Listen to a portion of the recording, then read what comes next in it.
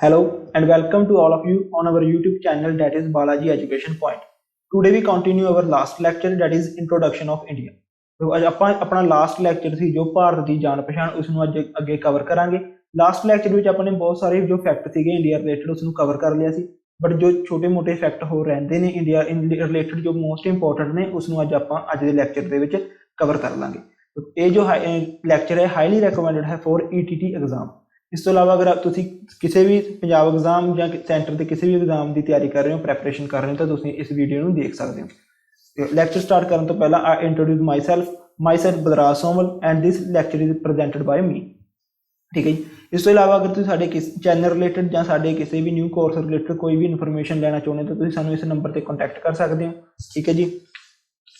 उस तो इलावा अगर तुहानू साडे किसी भी लैक्चर की PDF MCQ चाहिए ने तो साडा ऑफिशियल जो टैलीग्राम ग्रुप है बालाजी एजुकेशन पॉइंट इसमें ज्वाइन कर सकते हो। इट इज़ अवर ऑफिशियल लोगो, ये साडे टैलीग्राम ग्रुप का लोगो है। ठीक है जी। जिस टैलीग्राम ग्रुप के उत्ते तुसी इस लोगो को देखोगे तुसी उसनू ही ज्वाइन करना है, क्योंकि बालाजी एजुकेशन पॉइंट के नाम से बहुत सारे फेक जो चैनल ने टैलीग्राम उत्ते चल रहे हैं।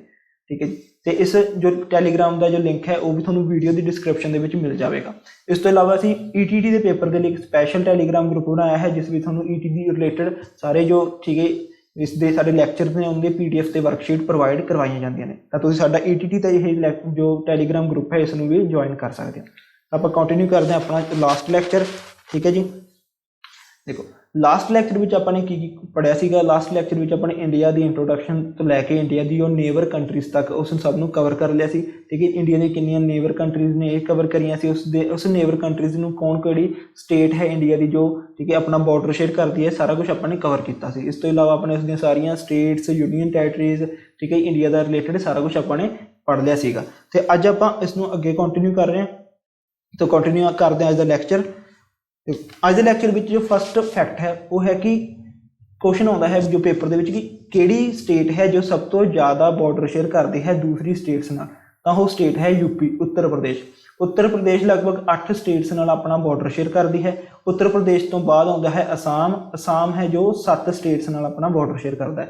तो क्वेश्चन अगर आए कि सब तो ज़्यादा बॉर्डर शेयर करने वाली स्टेट केड़ी है, तो वह है यूपी उत्तर प्रदेश। ये 8 स्टेट्स नाल अपना बॉर्डर शेयर करती है उत्तर प्रदेश। ठीक है जी। अगर मैप में देखिए तो किहड़ियां स्टेट्स ने, देखो ये है उत्तर प्रदेश बिहार नाल, झारखंड नाल, छत्तीसगढ़ नाल, मध्य प्रदेश नाल, राजस्थान, हरियाणा, उत्तराखंड, हिमाचल प्रदेश, इन्हां दे नाल ये अपना बॉर्डर शेयर करती है। ठीक है जी। इस तो इलावा एक यूनियन टैरेटरी है न्यू दिल्ली, इस दे नाल भी बॉर्डर शेयर कराया जाता है उत्तर प्रदेश का। ठीक है जी। इस तरह ये 8 स्टेट्स नाल अपना बॉर्डर शेयर करती है। अगे नैक्सट क्वेश्चन आता है कि इंडिया का सब तो हाईएस्ट पॉइंट किहड़ा है। देखो लास्ट लैक्चर में अपने पढ़िया सी इंडिया का नॉर्थ मोस्ट पॉइंट, ठीक है, southern most point, eastern point and western point. Northern point Indira Col, southern point Indira point, ठीक है, वैसटर्न गौहर मोती एंड ईस्टर्न किपुतू। हुण इसे प्रकार इस जो एक होर क्वेश्चन बनता है कि इंडिया का सब तो हाईएस्ट पॉइंट किहड़ा है, सब तो उच्चा पॉइंट किहड़ा है, डैट इज कंचनजंगा। ठीक है। कंचनजुंगा कहते हैं जिसनों यह सिक्किम के प्रेजेंट है। तो इसकी जो उचाई है यह है 8598 मीटर। ये 8598 मीटर उच्ची है कंचनजंगा। तो इंडिया की सब तो हाईएस्ट पॉइंट है यह। ठीक है जी, एट प्रेजेंट। उस तो बाद ये तो हाईएस्ट पॉइंट। इस तो बाद आता है इंडिया का लोएस्ट पॉइंट किहड़ा है, तो डैट इज कुट्टानद। ठीक है। कुट्टानाड यह केरला के प्रेजेंट है। तो इस -2.2 मीटर डूंघाई के है। ठीक है। माइनस के इसकी डूंघाई है -2.2 मीटर यह डूंघा है। तो याद रखना है कि इंडिया का हाईएस्ट पॉइंट किहड़ा है, कंचनजुंगा। तो इंडिया का लोएस्ट पॉइंट किहड़ा है, कुट्टानाड, और यह केरला के प्रेजेंट है। ठीक है। उस तो नैक्सट आता है कि इंडिया ते श्रीलंका नूं आपस में जो सैपरेट करती है वह उस चीज़ नूं, उस ठीक है जो पोर्शन है उसनूं की कहा जाता है, डैट इज पाक स्ट्रेट। पाक स्ट्रेट है जो इंडिया नूं श्रीलंका तो अलग करती है। मैप के थोड़ा दिखाई देगा। देखो ये देखो थोड़ा लाइट जिहा दिखाई देता पाक स्ट्रेट। यह इंडिया ते श्रीलंका नूं एक दूजे तो अलग करती है। ठीक है जी। इस जो एरिया नूं कहा जाता है पाक स्ट्रेट कहा जाता है। ये अपने याद रखना है। उस तो अगे नैक्सट आता है कि इंडिया की सब तो लॉन्गेस्ट रिवर केड़ी है। तो इंडिया की सब तो लॉन्गेस्ट रिवर है गंगा, जिसकी जो लंबाई है वह है 2525 किलोमीटर। ठीक है। गंगा की लंबाई कितनी है, 2525 किलोमीटर। तो गंगा का ओरिजिन पॉइंट किहड़ा है, यह गंगोत्री गलेशियर के विचों ओरिजिन हुंदा है इसका। ठीक है। गंगोत्री गलेशियर के विचों, या किसी नूं अपना दूसरा नाम की है गऊमुख गलेशियर। ਗੰਗੋਤਰੀ ਗਲੇਸ਼ੀਅਰ ਜਾਂ ਫਿਰ ਗੋਮੁਖ ਗਲੇਸ਼ੀਅਰ ਇਸ ਦੇ ਵਿੱਚੋਂ ਗੰਗਾ ਦਾ ਓਰੀਜੀਨੇਟ ਹੁੰਦਾ ਹੈ। ਤੇ ਗੰਗਾ ਦਾ ਜੋ ਐਂਡ ਦੇ ਵਿੱਚ ਗੰਗਾ ਕਿਸੇ ਜਗ੍ਹਾ ਜਾ ਕੇ ਠੀਕ ਹੈ ਸਮੁੰਦਰ ਵਿੱਚ ਮਿਲ ਜਾਂਦੀ ਹੈ, ਤਾਂ ਜੋ ਗੰਗਾ ਦਾ ਐਂਡ ਪੁਆਇੰਟ ਹੈ that is bay of Bengal, ਤੇ ਇਹ ਬੇ ਆਫ ਬੰਗਾਲ ਦੇ ਵਿੱਚ ਜਾ ਕੇ ਸਮੁੰਦਰ ਦੇ ਵਿੱਚ ਮਿਲ ਜਾਂਦੀ ਹੈ। ਤਾਂ ਇਹ ਗੰਗੋਤਰੀ ਗਲੇਸ਼ੀਅਰ ਤੋਂ ਲੈ ਕੇ ਗਊਮੁਖ ਗਲੇਸ਼ੀਅਰ ਤੋਂ ਲੈ ਕੇ ਬੇ ਆਫ ਬੰਗਾਲ ਤੱਕ ਕਿੰਨਾ ਸਫ਼ਰ ਤੈਅ ਕਰਦੀ ਹੈ? 2525 ਕਿਲੋਮੀਟਰ ਦਾ ਸਫ਼ਰ ਤੈਅ ਕਰਦੀ ਹੈ ਗੰਗਾ। ਤੇ ਇਸੇ ਕਾਰਨ ਗੰਗਾ ਜੋ ਹੈ ਉਹ ਲੌਂਗੈਸਟ ਰਿਵਰ ਹੈ ਇੰਡੀਆ ਦੀ। ਯਾਦ ਰੱਖਣਾ ਕਿ ਇੰਡੀਆ ਦੀ ਲੌਂਗੈਸਟ ਰਿਵਰ ਹੈ, ਠੀਕ ਹੈ ਜੀ। ਨੈਕਸਟ ਹੁੰਦਾ ਕਿ ਇੰਡੀਆ ਦੀ ਸਭ ਤੋਂ ਵੱਡੀ ਝੀਲ ਕਿਹੜੀ ਹੈ, ਲੇਕ ਕਿਹੜੀ ਹੈ? ਤਾਂ ਚਿਲਕਾ ਲੇਕ ਹੈ ਉੜੀਸਾ ਦੇ ਵਿੱਚ, ਇਹ ਇੰਡੀਆ ਦੀ ਸਭ ਤੋਂ ਵੱਡੀ ਲੇਕ ਹੈ, ਠੀਕ ਹੈ ਜੀ। ਇਹ ਚਾਹੇ ਫਰੈਸ਼ ਵਾਟਰ ਹੋਵੇ ਤਾਜ਼ੇ ਪਾਣੀ ਦੀ ਜਾਂ ਫਿਰ ਸਲਾਈਨ ਵਾਟਰ ਹੋਵੇ ਨਮਕੀਨ ਪਾਣੀ ਦੀ, ਇਹ ਦੋਨਾਂ ਝੀਲਾਂ ਨੂੰ ਮਿਲਾ ਕੇ ਜੋ ਸਭ ਤੋਂ ਵੱਡੀ ਝੀਲ ਹੈ ਉਹ ਹੈ ਚਿਲਕਾ ਲੇਕ। ਤੇ ਦੂਸਰਾ ਕੁਐਸਚਨ ਆਉਂਦਾ ਹੈ ਕਿ ਚਿਲਕਾ ਲੇਕ ਹੀ ਹੈ ਜੋ ਇੰਡੀਆ ਦੀ ਸਭ ਤੋਂ ਖਾਰੀ ਲੇਕ ਹੈ, ਠੀਕ ਹੈ। ਸਭ ਤੋਂ ਜੋ ਨਮਕੀਨ ਪਾਣੀ ਜਿਸ ਲੇਕ ਵਿੱਚ ਮਿਲਦਾ ਹੈ ਉਹ ਕਿਸ ਵਿੱਚ ਮਿਲਦਾ ਹੈ? ਚਿਲਕਾ ਲੇਕ ਦੇ ਵਿੱਚ ਮਿਲਦਾ ਹੈ। ਦੇਖੋ ਇਹ ਤਾਂ ਸੀ ਇੰਡੀਆ ਦੀ ਗੱਲ। ਅਗਰ ਕਈ ਵਾਰ ਪੁੱਛ ਲੈਂਦੇ ਨੇ ਕਿ ਵਰਲਡ ਦੀ ਜੋ ਸੈਲਾਈਨ ਵਾਟਰ ਲੇਕ ਹੈ, ਸਾਲਟ ਵਾਟਰ ਲੇਕ ਹੈ ਸਭ ਤੋਂ ਵੱਡੀ, ਉਹ ਕਿਹੜੀ ਹੈ? ਡੈਟ ਇਜ਼ ਕੈਸਪੀਅਨ ਸੀ। ਯਾਦ ਰੱਖਿਓ ਕੈਸਪੀਅਨ ਸੀ ਹੈ ਜੋ ਉਹ ਵਰਲਡ ਦੀ ਸਭ ਤੋਂ ਲਾਰਜੈਸਟ ਲੇਕ ਹੈ, ਸਾਲਟ ਵਾਟਰ ਲੇਕ, ਠੀਕ ਹੈ। ਸਾਲਟ ਵਾਟਰ ਲੇਕ ਹੈ ਕੈਸਪੀਅਨ ਸੀ, ਇਹ ਵਰਲਡ ਦੀ ਸਭ ਤੋਂ ਲਾਰਜੈਸਟ ਸਾਲਟ ਵਾਟਰ ਲੇਕ ਹੈ ਤੇ ਇਹ ਰਸ਼ੀਆ ਦੇ ਵਿੱਚ, ਠੀਕ ਹੈ, ਅੰਡਰ ਆਉਂਦੀ ਹੈ, ਠੀਕ ਹੈ। ਰਸ਼ੀਆ ਦੇ ਅੰਡਰ ਆਉਂਦੀ ਹੈ ਕੈਸਪੀਅਨ ਸੀ। ਨੈਕਸਟ ਜੀ ਦੇਖੋ ਇਹ ਤਾਂ ਗੱਲ ਹੋ ਗਈ ਜੋ ਲਾਰਜੈਸਟ ਸਾਲਟ ਵਾਟਰ ਸੀਗਾ। ਹੁਣ ਗੱਲ ਆਉਂਦੀ ਹੈ ਕਿ ਜੋ ਲਾਰਜੈਸਟ ਫਰੈਸ਼ ਵਾਟਰ ਲੇਕ ਹੈ ਉਹ ਕਿਹੜੀ ਹੈ ਇੰਡੀਆ ਦੀ? ਤਾਂ that is Wular lake, that is Wular lake. ਜੋ ਵੁੱਲਰ ਲੇਕ ਹੈ ਉਹ ਹੈ ਜੰਮੂ ਦੇ ਵਿੱਚ ਪ੍ਰੈਜ਼ੈਂਟ ਹੈ ਇਹ, ਠੀਕ ਹੈ ਜੀ। ਤੇ ਇਹ ਇੰਡੀਆ ਦੀ ਸਭ ਤੋਂ ਲਾਰਜੈਸਟ ਫਰੈਸ਼ ਵਾਟਰ ਲੇਕ ਹੈ, ਤਾਜ਼ੇ ਪਾਣੀ ਦੀ ਝੀਲ ਜੋ ਸਭ ਤੋਂ ਵੱਡੀ ਉਹ ਕਿਹੜੀ ਹੈ? ਵੁੱਲਰ ਲੇਕ। ਦੇਖੋ ਹੁਣ ਜੋ ਕੁਐਸਚਨ ਆ ਸਕਦੇ ਨੇ ਕਨਫਿਊਜ਼ਿੰਗ, ਅਗਰ ਤੁਹਾਨੂੰ ਸਿੰਪਲ ਪੁੱਛਿਆ ਜਾਵੇ ਕਿ ਸਭ ਤੋਂ ਲਾਰਜੈਸਟ ਲੇਕ ਕਿਹੜੀ ਹੈ India the, that is ਚਿਲਕਾ lake.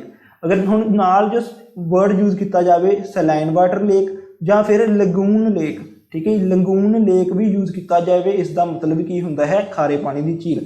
ਤਾਂ ਉਸ ਦੇ ਵਿੱਚ ਵੀ ਆਨਸਰ ਕੀ ਆਏਗਾ? ਚਿਲਕਾ ਲੇਕ ਹੀ ਆਏਗਾ, ਠੀਕ ਹੈ। ਤਾਂ ਅਗਰ ਕੁਐਸਚਨ ਆ ਜਾਏ ਕਿ ਫਰੈਸ਼ ਵਾਟਰ ਲੇਕ ਕਿਹੜੀ ਹੈ ਇੰਡੀਆ ਦੀ ਸਭ ਤੋਂ ਵੱਡੀ, ਉਹ ਕਿਹੜੀ ਹੈ? ਵੁੱਲਰ ਲੇਕ ਹੈ। ਤਾਂ ਵਰਲਡ ਦੀ ਕਿਹੜੀ ਹੈ? ਕੈਸਪੀਅਨ ਜੋ ਨਮਕੀਨ ਪਾਣੀ ਦੀ ਹੈ।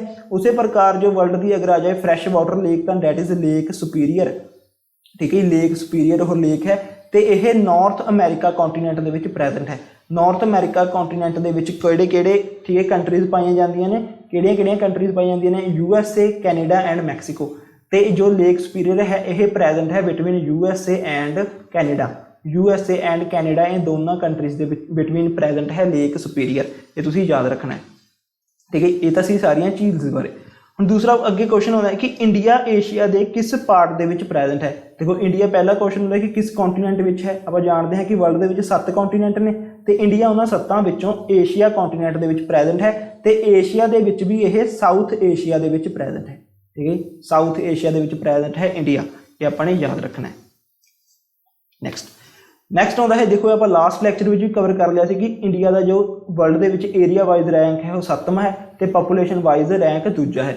ਦੇਖੋ ਪਾਪੂਲੇਸ਼ਨ ਵਾਈਜ਼ ਰੈਂਕ ਯਾਦ ਕਰਨਾ ਸੌਖਾ ਹੈ ਕਿਉਂਕਿ ਪਹਿਲੇ ਨੰਬਰ 'ਤੇ ਚਾਈਨਾ ਹੈ ਤੇ ਦੂਜੇ ਨੰਬਰ 'ਤੇ ਇੰਡੀਆ ਹੈ। ਬਟ ਜੋ ਕੁਐਸਚਨ ਕਈ ਵਾਰ ਐਗਜ਼ਾਮੀਨਰ ਪਾਉਂਦਾ ਹੈ ਉਹ ਕੀ ਪਾਉਂਦਾ ਹੈ? ਇੰਡੀਆ ਦੇ ਏਰੀਆ ਵਾਈਜ਼ ਜੋ ਇਸ ਤੋਂ ਪਹਿਲੀਆਂ ਕੰਟਰੀਜ਼ ਨੇ ਉਸ ਬਾਰੇ ਪੁੱਛ ਲੈਂਦਾ ਹੈ। ਤਾਂ ਆਪਾਂ ਇੱਕ ਵਾਰ ਉਸ ਸਾਰੀ ਕੰਟਰੀਜ਼ ਨੂੰ ਦੇਖ ਲਈਏ ਜੋ ਏਰੀਆ ਵਾਈਜ਼ ਇੰਡੀਆ ਤੋਂ ਉੱਪਰ ਨੇ। ਤਾਂ ਸਭ ਤੋਂ ਫਸਟ ਕੰਟਰੀ ਜੋ ਸਭ ਤੋਂ ਜ਼ਿਆਦਾ ਏਰੀਆ ਹੈ ਡੈਟ ਇਜ਼ ਰਸ਼ੀਆ। ਰਸ਼ੀਆ ਤੋਂ ਬਾਅਦ ਆਉਂਦੀ ਹੈ ਕੈਨੇਡਾ, ਠੀਕ ਹੈ। ਕੈਨੇਡਾ ਤੋਂ ਬਾਅਦ ਆਉਂਦੀ ਹੈ USA, ਅਮਰੀਕਾ ਕਹਿੰਦੇ ਹਾਂ ਜਿਸ ਨੂੰ। ਉਸ ਤੋਂ ਬਾਅਦ ਆਉਂਦਾ ਹੈ ਚਾਈਨਾ, ਠੀਕ ਹੈ ਜੀ। ਚਾਈਨਾ ਤੋਂ ਬਾਅਦ ਆਉਂਦਾ ਹੈ ਬ੍ਰਾਜ਼ੀਲ ਐਂਡ ਬ੍ਰਾਜ਼ੀਲ ਤੋਂ ਬਾਅਦ ਆਉਂਦਾ ਹੈ ਆਸਟ੍ਰੇਲੀਆ, ਠੀਕ ਹੈ। ਆਸਟ੍ਰੇਲੀਆ ਐਂਡ ਆਸਟ੍ਰੇਲੀਆ ਤੋਂ ਬਾਅਦ ਜੋ ਕੰਟਰੀ ਆਉਂਦੀ ਹੈ ਡੈਟ ਇਜ਼ ਇੰਡੀਆ, ਠੀਕ ਹੈ। That is India. ਤਾਂ ਇਸ ਪ੍ਰਕਾਰ ਇੰਡੀਆ 7ਵੇਂ ਨੰਬਰ 'ਤੇ ਹੈ। ਪਹਿਲੇ ਨੰਬਰ 'ਤੇ Russia, then Canada, USA, China, Brazil, Australia and 7th rank ਤੇ ਇੰਡੀਆ। ਤੇ ਕਈ ਵਾਰ ਕੁਐਸਚਨ ਪੁੱਛ ਲਿਆ ਜਾਂਦਾ ਹੈ ਕਿ ਇੰਡੀਆ ਜੋ 7 ਰੈਂਕ ਤੇ ਹੈ ਵਰਲਡ ਦੇ ਵਿੱਚ ਏਰੀਆ ਵਾਈਜ਼, ਤਾਂ ਇੰਡੀਆ ਤੋਂ ਉੱਪਰ ਤੇ ਇੰਡੀਆ ਤੋਂ ਨੀਚੇ ਦੋ ਕੰਟਰੀਜ਼ ਕਿਹੜੀਆਂ ਨੇ ਜਿਸ ਬਿਟਵੀਨ ਇੰਡੀਆ, ਠੀਕ ਹੈ ਜੀ, ਆਪਣਾ ਸਥਾਪਿਤ ਹੈ, ਜਿਸ 'ਚ ਇੰਡੀਆ ਤੋਂ ਵੱਧ ਕਿਸ ਦਾ ਏਰੀਆ ਹੈ ਤੇ ਇੰਡੀਆ ਤੋਂ ਘੱਟ ਕਿਸ ਦਾ ਹੈ। ਤਾਂ 2 ਆਪਸ਼ਨ ਪਾ ਦਿੰਦੇ ਨੇ ਕਈ ਵਾਰ, ਰਸ਼ੀਆ ਕੈਨੇਡਾ ਪਾ ਦਿੱਤਾ, USA ਚਾਈਨਾ ਪਾ ਦਿੱਤਾ। ਤਾਂ ਆਪਸ਼ਨ ਪਾ ਦਿੰਦੇ ਨੇ ਆਸਟ੍ਰੇਲੀਆ ਐਂਡ ਦੂਸਰਾ ਕਿਹੜਾ ਹੈ ਅਰਜਨਟੀਨਾ, ਠੀਕ ਹੈ। ਅਰਜਨਟੀਨਾ। ਤਾਂ ਅਰਜਨਟੀਨਾ 8ਵੇਂ ਨੰਬਰ 'ਤੇ ਆਉਂਦਾ ਹੈ ਵਰਲਡ ਦੇ ਵਿੱਚ ਏਰੀਆ ਵਾਈਜ਼, ਠੀਕ ਹੈ ਜੀ। ਤਾਂ ਆਸਟ੍ਰੇਲੀਆ ਦਾ ਜੋ ਏਰੀਆ ਹੈ ਉਹ ਇੰਡੀਆ ਤੋਂ ਜ਼ਿਆਦਾ ਹੈ ਤੇ ਅਰਜਨਟੀਨਾ ਦਾ ਏਰੀਆ ਇੰਡੀਆ ਤੋਂ ਘੱਟ ਹੈ। ਇਹ ਆਪਾਂ ਨੇ ਯਾਦ ਰੱਖਣਾ ਹੈ, ਠੀਕ ਹੈ ਜੀ। ਉਸ ਤੋਂ ਬਾਅਦ ਆਉਂਦਾ ਹੈ ਕਿ ਇੰਡੀਆ ਵਿੱਚ ਜੋ ਰੇਗਿਸਤਾਨ ਹੈ, ਇੰਡੀਆ ਵਿੱਚ ਕਿਹੜਾ ਰੇਗਿਸਤਾਨ ਪਾਇਆ ਜਾਂਦਾ ਹੈ, ਡੈਟ ਇਜ਼ ਥਾਰ ਰੇਗਿਸਤਾਨ। ਠੀਕ ਹੈ, ਉਸ ਰੇਗਿਸਤਾਨ ਦਾ ਨਾਮ ਕੀ ਹੈ, ਥਾਰ। ਤੇ ਵਰਲਡ ਦਾ ਸਭ ਤੋਂ ਵੱਡਾ ਰੇਗਿਸਤਾਨ ਕਿਹੜਾ ਹੈ, ਸਹਾਰਾ। ਇਹ ਅਫਰੀਕਾ ਦੇ ਵਿੱਚ ਹੈ। ਠੀਕ ਹੈ, ਹੌਟ ਡੈਜ਼ਰਟ ਕਹਿੰਦੇ ਨੇ ਜਿਹਨੂੰ, ਗਰਮ ਮਾਰੂਥਲ ਏਰੀਆ ਕਹਿੰਦੇ ਨੇ, ਰੇਗਿਸਤਾਨ ਕਹਿੰਦੇ ਨੇ, ਉਹ ਕਿਹੜਾ ਹੈ, ਸਹਾਰਾ। ਤੇ ਇਹ ਅਫਰੀਕਾ ਦੇ ਵਿੱਚ ਪ੍ਰੈਜ਼ੈਂਟ ਹੈ। ਠੀਕ ਹੈ, ਅਫਰੀਕਾ ਕੰਟੀਨੈਂਟ ਦੇ ਵਿੱਚ ਇਹ ਪ੍ਰੈਜ਼ੈਂਟ ਹੈ। ਤੇ ਥਾਰ ਹੈ ਜੋ ਉਹ ਏਸ਼ੀਆ ਕੰਟੀਨੈਂਟ ਦਾ ਵੀ ਸਭ ਤੋਂ ਵੱਡਾ ਡੈਜ਼ਰਟ ਹੈ। ਠੀਕ ਹੈ, ਏਸ਼ੀਆ ਕੰਟੀਨੈਂਟ ਦਾ ਸਭ ਤੋਂ ਵੱਡਾ ਮਾਰੂਥਲ ਹੈ ਥਾਰ ਮਾਰੂਥਲ। ਉਸ ਤੋਂ ਬਾਅਦ ਨੈਕਸਟ ਆਉਂਦਾ ਹੈ ਇੰਡੀਆ ਦੇ ਵਿੱਚ ਇੱਕ ਆਈਲੈਂਡ ਪ੍ਰੈਜ਼ੈਂਟ ਹੈ ਜਿਸ ਦਾ ਨਾਮ ਹੈ ਮਜ਼ੋਲੀ।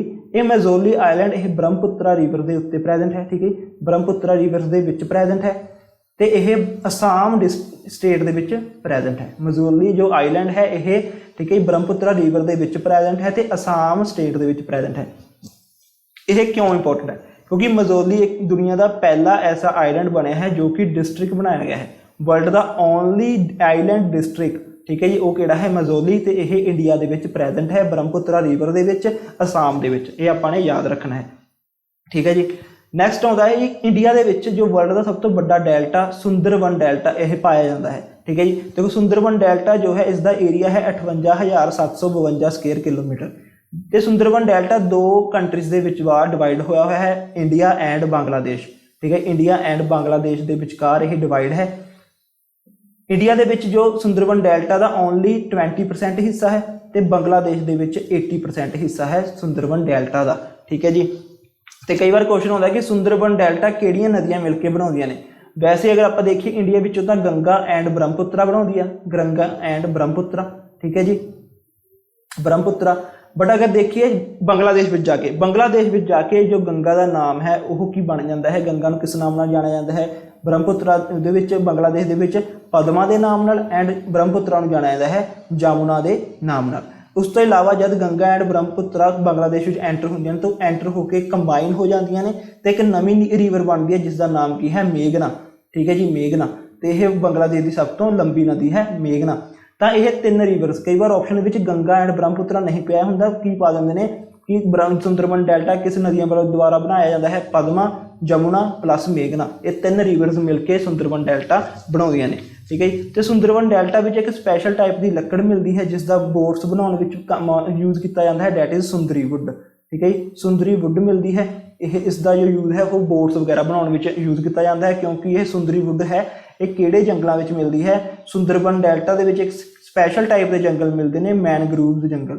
ਠੀਕ ਹੈ, ਮੈਨਗਰੂਵ ਜੰਗਲ ਮਿਲਦੇ ਨੇ, ਫੋਰੈਸਟ ਮਿਲਦੇ ਨੇ ਜਿਸ ਵਿੱਚ ਇਹ ਲੱਕੜੀ ਮਿਲਦੀ ਹੈ। ਮੈਨਗਰੂਵ ਜੰਗਲ ਕਿਹੜੇ ਹੁੰਦੇ ਨੇ, ਜਿਹੜੇ ਕਿ ਸਮੁੰਦਰ ਦੇ ਵਿੱਚ ਹੀ ਪਾਏ ਜਾਂਦੇ ਨੇ। ਇਹਨਾਂ ਦੀ ਇਹ ਜੋ ਦਰਖਤ ਨੇ, ਜੋ ਇਹ ਪੇੜ ਪੌਦੇ ਨੇ, ਇਹ ਸਮੁੰਦਰ ਦੇ ਖਾਰੇ ਪਾਣੀ ਦੇ ਵਿੱਚ ਹੀ, ਠੀਕ ਹੈ, ਉੱਗਦੇ ਨੇ ਤੇ ਉਸ ਦੇ ਵਿੱਚ ਹੀ ਇਹ ਵੱਡੇ ਹੁੰਦੇ ਨੇ। ਤਾਂ ਇਸ ਦੇ ਉੱਪਰ ਜੋ ਇਸ ਦੀ ਲੱਕੜ ਪਾਈ ਜਾਂਦੀ ਹੈ ਸੁੰਦਰੀ ਵੁੱਡ, ਉਸ ਦੇ ਉੱਪਰ ਬਾਰਿਸ਼ ਦਾ ਜੋ ਪਾਣੀ ਹੈ ਉਸਦਾ ਕੋਈ ਅਸਰ ਨਹੀਂ ਹੁੰਦਾ। ਇਸ ਲਈ ਜੋ ਆਪਾਂ ਕਹਿ ਦਿੰਦੇ ਹਾਂ ਬੋਟਸ ਵਗੈਰਾ ਬਣਾਉਣ ਲਈ ਜਾਂ ਆਪਣਾ ਘਰਾਂ ਵਿੱਚ ਫਰਨੀਚਰ ਵਗੈਰਾ ਜੋ ਬਹੁਤ ਮਹਿੰਗਾ ਫਰਨੀਚਰ ਹੈ ਉਹ ਸਾਰਾ ਕਿਸ ਵੁੱਡ ਦਾ ਬਣਦਾ ਹੈ, ਸੁੰਦਰੀ ਵੁੱਡ ਦਾ ਬਣਦਾ ਹੈ। ਠੀਕ ਹੈ ਜੀ। ਕਈ ਵਾਰ ਮੈਨਗਰੂਵ ਦੇ ਉੱਪਰ ਕੁਐਸਚਨ ਆ ਜਾਂਦਾ ਕਿ ਮੈਨਗਰੂਵ ਹੈ ਜੋ ਨਾਰਮਲ ਫੋਰੈਸਟ ਤੋਂ ਕਿੰਨੇ ਗੁਣਾ ਜ਼ਿਆਦਾ ਆਕਸੀਜਨ, ਠੀਕ ਹੈ ਜੀ, ਛੱਡਦਾ ਹੈ। ਤਾਂ ਮੈਨਗਰੂਵ ਜੋ ਹੈ 3 ਗੁਣਾ ਜ਼ਿਆਦਾ ਆਕਸੀਜਨ ਛੱਡਦਾ ਹੈ ਨਾਰਮਲ ਫੋਰੈਸਟ ਨਾਲੋਂ। ਠੀਕ ਹੈ, ਨਾਰਮਲ ਫੋਰੈਸਟ ਨਾਲੋਂ 3 ਗੁਣਾ ਜ਼ਿਆਦਾ ਜੋ ਆਕਸੀਜਨ ਹੈ ਉਹ ਛੱਡੀ ਜਾਂਦੀ ਹੈ ਮੈਨਗਰੂਵ ਜੰਗਲ ਦੇ ਦੁਆਰਾ। ਨੈਕਸਟ ਆਉਂਦਾ ਇੰਡੀਆ ਦੀ ਕੈਪੀਟਲ ਕਿਹੜੀ ਹੈ। ਇੰਡੀਆ ਦੀ ਕੈਪੀਟਲ ਹੈ ਦਿੱਲੀ। ਤੇ ਇਹ ਦਿੱਲੀ ਕਿਸ ਰਿਵਰ ਦੇ ਕੰਢੇ ਤੇ ਵਸੀ ਹੋਈ ਹੈ, it is on the bank of Jamuna river. ਠੀਕ ਹੈ, ਜਮੁਨਾ ਰਿਵਰ ਦੇ ਕੰਢੇ ਤੇ ਇਹ ਵਸੀ ਹੋਈ ਹੈ ਦਿੱਲੀ। ਤੇ ਇੱਕ ਕੁਐਸਚਨ ਆਉਂਦਾ ਕਿ ਇਹ ਤਾਂ ਹੈ ਪ੍ਰੈਜ਼ੈਂਟ ਕੈਪੀਟਲ ਦਿੱਲੀ, ਠੀਕ ਹੈ, ਇੰਡੀਆ ਦੀ। ਤਾਂ ਕੁਐਸਚਨ ਆਉਂਦਾ ਕਿ ਇੰਡੀਆ ਦੀ ਓਲਡੈਸਟ ਕੈਪੀਟਲ ਕਿਹੜੀ ਸੀ। ਤਾਂ ਇੰਡੀਆ ਦੀ ਓਲਡੈਸਟ ਕੈਪੀਟਲ ਸੀ ਕਲਕੱਤਾ। ਠੀਕ ਹੈ, ਕਲਕੱਤਾ। ਤੇ ਤੁਸੀਂ ਮੈਨੂੰ ਕਮੈਂਟ ਬਾਕਸ ਵਿੱਚ ਦੱਸੋਗੇ ਕਿ ਕਲਕੱਤਾ ਤੋਂ ਦਿੱਲੀ ਜੋ ਠੀਕ ਹੈ ਇੰਡੀਆ ਦੀ ਕੈਪੀਟਲ ਸ਼ਿਫਟ ਕਦੋਂ ਕੀਤੀ ਗਈ ਸੀ, ਕਿਸ ਈਅਰ ਦੇ ਵਿੱਚ ਦਿੱਲੀ ਨੂੰ ਇੰਡੀਆ ਦੀ ਕੈਪੀਟਲ ਬਣਾਇਆ ਗਿਆ ਸੀ ਤੇ ਉਸ ਵਕਤ ਇੰਡੀਆ ਦਾ ਵਾਇਸਰੋਏ ਕੌਣ ਸੀ। ਠੀਕ ਹੈ, ਇੰਡੀਆ ਦਾ ਵਾਇਸਰੋਏ ਕੌਣ ਸੀ ਜਿਸ ਵਕਤ ਦਿੱਲੀ ਨੂੰ ਇੰਡੀਆ ਦੀ ਕੈਪੀਟਲ ਬਣਾਇਆ ਗਿਆ ਸੀ। ਇਹ ਤੁਸੀਂ ਮੈਨੂੰ ਦੱਸੋਗੇ। ਤੁਹਾਡੇ ਲਈ 2 ਕੁਐਸਚਨਸ ਨੇ। ਠੀਕ ਹੈ, ਈਅਰ ਦੱਸਣਾ ਹੈ ਜਿਸ ਦੇ ਵਿੱਚ ਦਿੱਲੀ ਨੂੰ ਇੰਡੀਆ ਦੀ ਕੈਪੀਟਲ ਬਣਾਇਆ ਗਿਆ ਤੇ ਵਾਇਸਰੋਏ ਕੌਣ ਸੀ ਜਿਸ ਨੇ ਇੰਡੀਆ ਨੂੰ, ਜੋ ਇੰਡੀਆ ਦੀ ਕੈਪੀਟਲ ਕੋਲਕਾਤਾ ਤੋਂ ਸ਼ਿਫਟ ਕਰਕੇ ਦਿੱਲੀ ਲੈ ਕੇ ਆਇਆ ਸੀਗਾ। ਠੀਕ ਹੈ ਜੀ। ਨੈਕਸਟ ਆਉਂਦੀਆਂ ਨੇ ਇੰਡੀਆ ਦੇ ਵਿੱਚ ਕੁਝ ਡੈਮਸ ਪਾਏ ਜਾਂਦੇ ਨੇ। ਤਾਂ ਇੰਡੀਆ ਵਿੱਚ ਪਾਈ ਜਾਣ ਵਾਲੀ ਹੀਰਾਕੁੰਡ ਡੈਮ ਹੈ ਜੋ, ਠੀਕ ਹੈ, Hirakud dam it is present in Orissa. ਇਹ ਵਰਲਡ ਦੀ ਸਭ ਤੋਂ ਲੌਂਗੈਸਟ ਡੈਮ ਹੈ। ਠੀਕ ਹੈ, ਸਭ ਤੋਂ ਲੰਬੀ ਡੈਮ ਹੈ ਹੀਰਾਕੁੰਡ ਡੈਮ। ਔਰ ਤੇ ਇਹ ਮਹਾਨਦੀ उड़ीसा ਦੇ ਵਿੱਚ ਇੱਕ ਨਦੀ ਪਾਈ ਜਾਂਦੀ ਹੈ, ਰੀਵਰ ਪਾਈ ਜਾਂਦੀ ਹੈ ਮਹਾਨਦੀ। ਇਸ ਨਦੀ ਦੇ ਕੰਢੇ ਤੇ, ਇਸ ਨਦੀ ਦੇ ਉੱਤੇ ਬਣਾਈ ਗਈ ਹੈ, ਠੀਕ ਹੈ ਜੀ। ਮਹਾਨਦੀ ਦੇ ਉੱਤੇ ਬਣਾਈ ਗਈ ਡੈਮ ਦਾ ਨਾਮ ਕੀ ਹੈ? ਹੀਰਾकुंड ਡੈਮ। ਤੇ ਇਹ ਉੜੀਸਾ ਦੇ ਵਿੱਚ ਪਾਈ ਜਾਂਦੀ ਹੈ ਤੇ ਇਹ ਵਰਲਡ ਦੀ ਸਭ ਤੋਂ ਲੌਂਗੈਸਟ ਡੈਮ ਹੈ, ਹੀਰਾकुंड ਡੈਮ। ਉਸ ਤੋਂ ਬਾਅਦ ਇੰਡੀਆ ਦੀ ਸਭ ਤੋਂ ਹਾਈਐਸਟ ਡੈਮ ਕਿਹੜੀ ਹੈ? ਸਭ ਤੋਂ ਉੱਚੀ ਡੈਮ ਕਿਹੜੀ ਹੈ? ਉਹ ਹੈ, ਠੀਕ ਹੈ ਜੀ, ਤਿਹਰੀ ਡੈਮ। ਤਿਹਰੀ ਡੈਮ ਤੇ ਇਹ ਉੱਤਰਾਖੰਡ ਦੇ ਵਿੱਚ ਪਾਈ ਜਾਂਦੀ ਹੈ, ਠੀਕ ਹੈ ਜੀ। ਤਿਹਰੀ ਡੈਮ ਹੈ ਜੋ ਉੱਤਰਾਖੰਡ ਦੇ ਵਿੱਚ, ਉਹ ਹਾਈਐਸਟ ਡੈਮ ਹੈ, ਠੀਕ ਹੈ ਜੀ, ਇੰਡੀਆ ਦੀ। ਤੇ ਤੁਸੀਂ ਮੈਨੂੰ ਦੱਸੋਗੇ ਕਿ ਤਿਹਰੀ ਡੈਮ ਕਿਸ ਨਦੀ ਦੇ ਉੱਪਰ ਬਣਾਈ ਗਈ ਹੈ। ਇਹ ਵੀ ਤੁਸੀਂ ਮੈਨੂੰ ਕਮੈਂਟ ਬਾਕਸ ਦੇ ਵਿੱਚ ਦੱਸੋਗੇ ਕਿ ਤਿਹਰੀ ਡੈਮ ਕਿਸ ਨਦੀ ਦੇ ਉੱਤੇ ਬਣਾਈ ਗਈ ਹੈ। ਇਹ ਤੁਹਾਡਾ ਹੋਮਵਰਕ ਹੈ। ਤੁਹਾਡੇ 3 ਕੁਐਸਚਨਸ ਹੋ ਗਏ। ਇਹ ਤੁਹਾਡੀ ਰਿਵੀਜ਼ਨ ਲਈ ਹੀ ਮੈਂ ਕਹਿ ਰਿਹਾ ਕਿ ਤੁਹਾਡੀ ਰਿਵੀਜ਼ਨ ਹੋ ਜਾਵੇਗੀ, ਠੀਕ ਹੈ ਜੀ। ਨੈਕਸਟ ਆਉਂਦਾ ਹੈ ਭਾਖੜਾ ਡੈਮ, ਠੀਕ ਹੈ ਜੀ। ਭਾਖੜਾ ਡੈਮ ਜੋ ਹੈ ਉਹ ਇੰਡੀਆ ਦੀ ਹਾਈਐਸਟ ਗ੍ਰੈਵਿਟੀ ਡੈਮ ਹੈ, ਠੀਕ ਹੈ। ਇੰਡੀਆ ਦੀ ਹਾਈਐਸਟ ਗ੍ਰੈਵਿਟੀ ਡੈਮ ਪੁੱਛਿਆ ਜਾਵੇ ਤਾਂ ਉਹ ਕਿਹੜੀ ਹੈ? ਭਾਖੜਾ ਡੈਮ। ਤੇ ਇਹ ਪ੍ਰੈਜ਼ੈਂਟ ਹੈ ਹਿਮਾਚਲ ਪ੍ਰਦੇਸ਼ ਦੇ ਵਿੱਚ, ਠੀਕ ਹੈ। ਤੇ ਸਤਲੁਜ ਨਦੀ ਦੇ ਉੱਤੇ ਇਹ ਬਣੀ ਹੋਈ ਹੈ, ਠੀਕ ਹੈ। ਸਤਲੁਜ ਨਦੀ ਦੇ ਉੱਤੇ ਇਹ ਬਣੀ ਹੋਈ ਹੈ ਭਾਖੜਾ ਡੈਮ। ਤੇ ਇੰਡੀਆ ਦੀ ਸਭ ਤੋਂ ਹਾਈਐਸਟ ਗ੍ਰੈਵਿਟੀ ਡੈਮ ਹੈ। ਮਤਲਬ ਕਿ ਹੁਣ ਗ੍ਰੈਵਿਟੀ ਡੈਮ ਦਾ ਮਤਲਬ ਕਿ ਇੱਕ ਡੈਮ ਬਣੀ ਹੋਈ ਹੈ, ਠੀਕ ਹੈ ਜੀ। ਡੈਮ ਬਣੀ ਹੋਈ ਹੈ ਨਦੀ ਦੇ ਉੱਤੇ। ਉਸ ਨਦੀ ਦੇ ਉੱਪਰ ਇੱਕ ਜਗ੍ਹਾ ਤੇ ਸਾਰਾ ਪਾਣੀ ਇਕੱਠਾ ਕੀਤਾ ਜਾਂਦਾ ਹੈ। ਉਸ ਪਾਣੀ ਨੂੰ ਇਕੱਠਾ ਕਰਨ ਤੋਂ ਬਾਅਦ ਜਦੋਂ ਪਾਣੀ ਛੱਡਿਆ ਜਾਂਦਾ, ਉਸ ਡੈਮ ਦਾ ਜਦੋਂ ਪਾਣੀ ਨੀਚੇ ਆਉਂਦਾ ਹੈ ਤਾਂ ਉਸ ਵਕਤ ਉਸ ਪਾਣੀ ਦੇ ਰਾਹ ਵਿੱਚ ਕੋਈ ਵੀ ਰੁਕਾਵਟ ਨਹੀਂ ਆਉਂਦੀ ਤੇ ਉਹ ਸਿੱਧਾ ਉੱਪਰ ਤੋਂ ਨੀਚੇ ਡਿੱਗਦਾ ਹੈ ਪਾਣੀ। ਤਾਂ ਇਸ ਤਰ੍ਹਾਂ ਦੀ ਡੈਮ ਨੂੰ ਕੀ ਕਿਹਾ ਜਾਂਦਾ ਹੈ? ਗ੍ਰੈਵਿਟੀ ਡੈਮ ਕਿਹਾ ਜਾਂਦਾ ਹੈ। ਦੂਸਰੇ ਜੋ ਡੈਮਸ ਨੇ ਉਹਨਾਂ ਦਾ ਸਟਰਕਚਰ ਇਸ ਤਰ੍ਹਾਂ ਦਾ ਹੁੰਦਾ ਹੈ, ਸਟੈਪ ਬਾਈ ਸਟੈਪ, ਠੀਕ ਹੈ ਜੀ। ਇਸ ਵਿੱਚ ਕੀ ਹੁੰਦਾ ਕਿ ਇਸ ਜਗ੍ਹਾ ਪਾਣੀ ਹੁੰਦਾ ਹੈ, ਇਸ ਜਗ੍ਹਾ ਤੇ ਜੋ ਬਿਜਲੀ ਪੈਦਾ ਕਰਨ ਲਈ ਚੱਕੀ ਲਾਈ ਜਾਂਦੀ ਤੇ ਪਾਣੀ ਉਹ ਡਿੱਗਦਾ ਹੈ ਤਾਂ ਬਿਜਲੀ ਪੈਦਾ ਹੁੰਦੀ ਹੈ। ਪਾਣੀ ਫਿਰ ਇੱਕ ਜਗ੍ਹਾ ਤੇ ਜਾ ਕੇ ਇਕੱਠਾ ਹੋ ਜਾਂਦਾ ਹੈ, ਉਰੇ ਫਿਰ ਤੋਂ ਉਹ ਚੱਕੀ ਲਾਈ ਜਾਂਦੀ ਹੈ ਜਿਸ ਨਾਲ ਪਾਣੀ, ਠੀਕ ਹੈ ਜੀ, ਬਿਜਲੀ ਬਣਾਈ ਜਾਂਦੀ ਹੈ। ਇਸ ਤਰ੍ਹਾਂ ਨਾਲ ਇਹ ਦੂਸਰੇ ਡੈਮਸ ਨੇ। ਪਰ ਜੋ ਹਾਈਐਸਟ ਡੈਮ ਹੈ ਜਿਸ ਵਿੱਚ ਪਾਣੀ ਸਿੱਧਾ ਉੱਪਰ ਤੋਂ ਨੀਚੇ ਡਿੱਗਦਾ ਹੈ ਉਹ ਕਿਹੜੀ ਹੈ? ਭਾਖੜਾ ਡੈਮ। ਹਾਈਐਸਟ ਡੈਮ ਹੈ ਇਹ ਇੰਡੀਆ ਦੀ, ਇਹ ਤੁਸੀਂ ਯਾਦ ਰੱਖਣਾ ਹੈ। ਹਾਈਐਸਟ ਗ੍ਰੈਵਿਟੀ ਡੈਮ ਹੈ ਇਹ ਇੰਡੀਆ ਦੀ। ਉਸ ਤੋਂ ਬਾਅਦ ਇੰਡੀਆ ਵਿੱਚ 8 ਤਰ੍ਹਾਂ ਦੀਆਂ ਸੋਇਲਸ ਪਾਈਆਂ ਜਾਂਦੀਆਂ ਨੇ, ਠੀਕ ਹੈ ਜੀ। ਇਹ ਓਫੀਸ਼ੀਅਲੀ ਡਾਟਾ ਹੈ ਕਿ 8 ਪ੍ਰਕਾਰ ਦੀਆਂ ਸੋਇਲਸ ਨੇ ਜੋ ਇੰਡੀਆ ਦੇ ਵਿੱਚ ਮਿਲਦੀਆਂ ਨੇ। ਭਾਰਤ ਦੇ ਵਿੱਚ 8 ਪ੍ਰਕਾਰ ਦੀਆਂ। ਤੇ ਜੋ ਸਭ ਤੋਂ ਜ਼ਿਆਦਾ ਜਿਸ ਮਿੱਟੀ ਨੇ, ਜਿਸ ਸੋਇਲ ਨੇ ਏਰੀਆ ਕਵਰ ਕੀਤਾ ਹੋਇਆ ਹੈ ਇੰਡੀਆ ਦਾ, ਡੈਟ ਇਜ਼ ਅਲੂਵੀਅਲ ਸੋਇਲ, ਠੀਕ ਹੈ। ਅਲੂਵੀਅਲ ਸੋਇਲ ਸਭ ਤੋਂ ਫਰਟਾਈਲ ਸੋਇਲ ਹੈ, ਸਭ ਤੋਂ ਉਪਜਾਊ ਮਿੱਟੀ ਹੈ, ਠੀਕ ਹੈ ਜੀ। ਤੇ ਇਸ ਨੇ ਹੀ ਇੰਡੀਆ ਦਾ ਸਭ ਤੋਂ ਜ਼ਿਆਦਾ ਜੋ ਏਰੀਆ ਕਵਰ ਕੀਤਾ ਹੋਇਆ ਹੈ, ਇਹ ਆਪਾਂ ਨੇ ਯਾਦ ਰੱਖਣਾ ਹੈ। ਨੈਕਸਟ ਗੱਲ ਹੁੰਦੀ ਕਿ ਇੰਡੀਆ ਦੇ ਵਿੱਚ ਕਿੰਨੀਆਂ ਓਫੀਸ਼ੀਅਲ ਲੈਂਗੁਏਜ ਨੇ? ਇੰਡੀਆ ਦੇ ਵਿੱਚ 22 ਓਫੀਸ਼ੀਅਲ ਲੈਂਗੁਏਜ ਨੇ, ਠੀਕ ਹੈ ਜੀ। 22 ਓਫੀਸ਼ੀਅਲ ਲੈਂਗੁਏਜ ਨੇ। ਕਈ ਵਾਰ ਕੁਐਸਚਨ ਪੁੱਛ ਲਿਆ ਜਾਂਦਾ ਹੈ ਕਿ ਜੋ ਓਰੀਜਨਲ ਕਨਸਟੀਟਿਊਸ਼ਨ ਹੈ, ਓਰੀਜਨਲ ਕਨਸਟੀਟਿਊਸ਼ਨ ਦੇ ਵਿੱਚ ਜੋ ਓਰੀਜਨਲੀ ਕਿੰਨੀਆਂ ਓਫੀਸ਼ੀਅਲ ਲੈਂਗੁਏਜ ਸੀ ਜਦੋਂ ਕਨਸਟੀਟਿਊਸ਼ਨ ਬਣਿਆ ਸੀਗਾ? ਉਸ ਵਕਤ 14 ਓਫੀਸ਼ੀਅਲ ਲੈਂਗੁਏਜ ਸੀਗੀਆਂ, ਠੀਕ ਹੈ, ਇੰਡੀਆ ਦੀਆਂ, ਜੋ ਓਰੀਜਨਲ ਕਨਸਟੀਟਿਊਸ਼ਨ ਦੇ ਵਿੱਚ ਐਡ ਕੀਤੀਆਂ ਗਈਆਂ ਸੀ। ਉਸ ਤੋਂ ਬਾਅਦ ਜੋ ਦੂਸਰੀਆਂ ਅਮੈਂਡਮੈਂਟਸ ਐਡ ਕੀਤੀਆਂ ਗਈਆਂ ਨੇ, ਠੀਕ ਹੈ, ਜੋ ਦੂਸਰੀਆਂ ਲੈਂਗੁਏਜ ਐਡ ਕੀਤੀਆਂ ਗਈਆਂ ਨੇ ਕਨਸਟੀਟਿਊਸ਼ਨ ਦੇ ਵਿੱਚ, ਉਹ ਬਾਅਦ ਵਿੱਚ ਅਮੈਂਡਮੈਂਟਸ ਦੇ ਨਾਲ ਐਡ ਕੀਤੀਆਂ ਗਈਆਂ ਨੇ। ਬਟ ਜਦੋਂ ਕਨਸਟੀਟਿਊਸ਼ਨ ਬਣਿਆ ਸੀ ਉਸ ਵਕਤ ਇੰਡੀਆ ਦੀ ਜੋ ਓਫੀਸ਼ੀਅਲ ਲੈਂਗੁਏਜ ਦਾ ਦਰਜਾ ਦਿੱਤਾ ਗਿਆ ਸੀ ਉਹ 14 ਭਾਸ਼ਾਵਾਂ ਨੂੰ ਦਿੱਤਾ ਗਿਆ ਸੀਗਾ, ਠੀਕ ਹੈ ਜੀ। ਇਸ ਤੋਂ ਇਲਾਵਾ ਕਈ ਵਾਰ ਕੁਐਸਚਨ ਆ ਜਾਂਦਾ ਕਿ ਨੋਟਸ ਦੇ ਉੱਤੇ, ਜੋ ਆਪਣੇ ਨੋਟ ਨੇ, ਠੀਕ ਹੈ ਜੀ, ਆਪਣੇ ਰੁਪਏ ਨੇ, ਉਹਨਾਂ ਉੱਪਰ ਕਿੰਨੀਆਂ ਭਾਸ਼ਾਵਾਂ ਮਿਲਦੀਆਂ ਨੇ? ਅਗਰ ਤੁਸੀਂ ਇੰਗਲਿਸ਼ ਐਂਡ ਹਿੰਦੀ ਨੂੰ ਐਡ ਕਰਦੇ ਹੋ ਵਿੱਚ ਤਾਂ ਟੋਟਲ 17 ਭਾਸ਼ਾਵਾਂ ਨੇ। ਬਟ ਅਗਰ ਇੰਗਲਿਸ਼ ਤੇ ਹਿੰਦੀ ਨੂੰ ਉਹਨਾਂ ਨੇ ਲਿਖਿਆ ਜਾਵੇ ਕਿ ਕਿੰਨੀਆਂ ਭਾਸ਼ਾ ਨੇ ਐਕਸੈਪਟ ਹਿੰਦੀ ਐਂਡ ਇੰਗਲਿਸ਼ ਤੇ ਹਿੰਦੀ ਨੂੰ ਛੱਡ ਕੇ ਕਿੰਨੀਆਂ ਭਾਸ਼ਾਵਾਂ ਨੇ, ਤਾਂ ਉਹ 15 ਭਾਸ਼ਾਵਾਂ ਨੇ। ਇਹ ਤੁਸੀਂ ਯਾਦ ਰੱਖਣਾ ਹੈ ਕਿ ਜੋ ਐਗਜ਼ਾਮੀਨਰ ਹੈ ਕਿਸ ਤਰ੍ਹਾਂ ਤੁਹਾਡੇ ਤੋਂ ਕੁਐਸਚਨ ਪੁੱਛ ਰਿਹਾ ਹੈ, ਠੀਕ ਹੈ ਜੀ। ਇਹ ਆਪਾਂ ਨੇ ਯਾਦ ਰੱਖਣਾ ਹੈ। 22 ਓਫੀਸ਼ੀਅਲ ਲੈਂਗੁਏਜ ਨੇ ਇੰਡੀਆ ਦੀਆਂ ਐਟ ਪ੍ਰੈਜ਼ੈਂਟ। ਓਰੀਜਨਲੀ ਜਦੋਂ ਕਨਸਟੀਟਿਊਸ਼ਨ ਬਣਿਆ ਸੀ ਤਾਂ 14 ਓਫੀਸ਼ੀਅਲ ਲੈਂਗੁਏਜ ਸੀਗੀਆਂ। ਨੋਟ ਦੇ ਉੱਪਰ ਅਗਰ ਹਿੰਦੀ ਇੰਗਲਿਸ਼ ਨੂੰ ਛੱਡ ਦਈਏ ਤਾਂ 15 ਭਾਸ਼ਾਵਾਂ ਨੇ। ਅਗਰ ਇੰਗਲਿਸ਼ ਹਿੰਦੀ ਨੂੰ ਐਡ ਕਰੀਏ ਤਾਂ 17 ਭਾਸ਼ਾਵਾਂ ਨੇ। ਇਹ ਆਪਾਂ ਨੇ ਯਾਦ ਰੱਖਣਾ ਹੈ ਜੀ। ਤੇ ਇੰਡੀਆ ਦੇ ਵਿੱਚ ਇੱਕ ਸਭ ਤੋਂ ਉੱਚਾ ਜੋ ਆਪਾਂ ਕਹਿ ਸਕਦੇ ਹਾਂ ਕਿ ਫਾਲ ਪਾਇਆ ਜਾਂਦਾ ਹੈ, ਵਾਟਰਫਾਲ ਪਾਇਆ ਜਾਂਦਾ ਹੈ, ਝਰਨਾ ਪਾਇਆ ਜਾਂਦਾ ਹੈ, ਉਸ ਦਾ ਨਾਮ ਕੀ ਹੈ?